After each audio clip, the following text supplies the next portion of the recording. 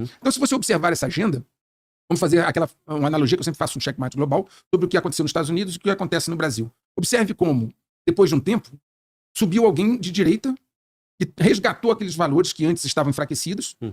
Ao mesmo tempo que ele resgata aqueles valores, seja um Trump lá ou um Bolsonaro aqui, na hora que ele resgata esses valores, ele gera todo um movimento de direita, resgatando esses valores, e causa o quê? Uma rachadura na sociedade. Mas depois que essa rachadura acontece, não porque o Bolsonaro e o Trump quiseram fazer isso, mas porque é uma consequência natural da defesa desses valores. Então agora eu preciso levantar o outro, para que ele se antagonize com este. Então lá seja Biden, seja Lula aqui, são erguidos, que levantam as suas bandeiras, e você tem na sociedade um racha. Observe o racha na sociedade americana e o racha que nós temos aqui. Exatamente o mesmo modus operandi. Certo? Isso, Walter, é para colocar essa questão da possibilidade dos DGs quererem trazer o Trump de volta. Eles só farão isso se eles entenderem que eles podem, com isso, aprofundar essa fenda, essa divisão, essa rachadura na sociedade que interessa dividir para enfraquecer, dividir para governar. Se eles entenderem que essa divisão, Glauber, já é suficiente, eles não têm interesse em trazer o Trump de volta. Ele representa também um risco. Entendi. E esse movimento acontece em outras nações, né? Lá na França, com a eleição agora, no primeiro momento parecia que teria uma vitória da direita, e agora a esquerda se mantém, né? Mas, em contrapartida, avançou no parlamento, né? A Le Pen, né, o RN, avançou, aumentou consideravelmente o número de cadeiras, mas não obteve a maioria.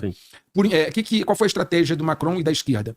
No segundo turno, você tem candidatos que foram bem votados.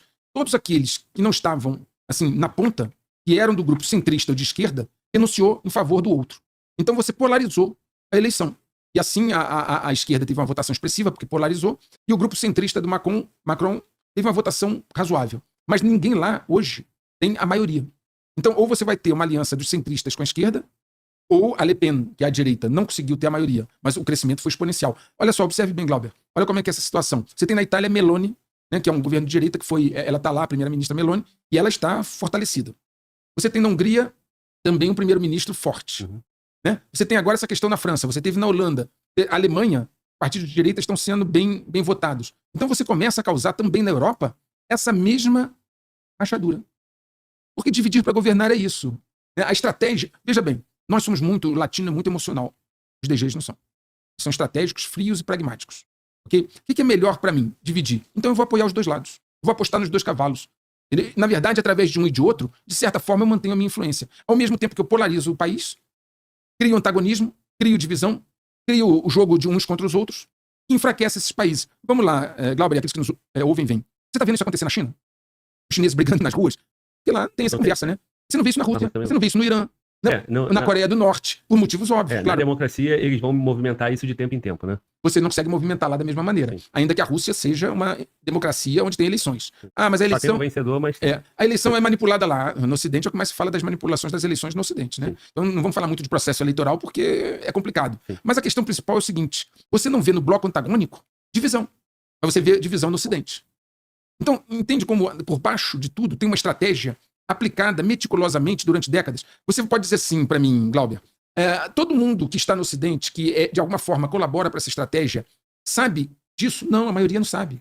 99% das pessoas estão defendendo ideias que são até bonitas, né? Ideias de direitos humanos, de clima, de igualdade, de fraternidade. 99% das pessoas que estão ali defendendo algumas questões são bem intencionadas, mas não conseguem perceber a profundidade do jogo, onde os rótulos bonitos, como nós falamos da outra vez sobre o CBDC, o rótulo é bonito, mas ele atende a uma outra finalidade. Então nós estamos vivendo uma guerra de quinta geração, onde essas armas estão sendo usadas para enfraquecer o Ocidente até o último minuto.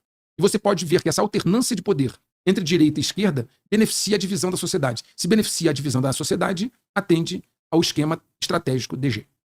E, naturalmente, tudo isso é provocado, né? Bem pensado, né? Não é uma evolução natural da sociedade. Até nessas pessoas bem intencionadas, mas elas são estimuladas pelos DGs.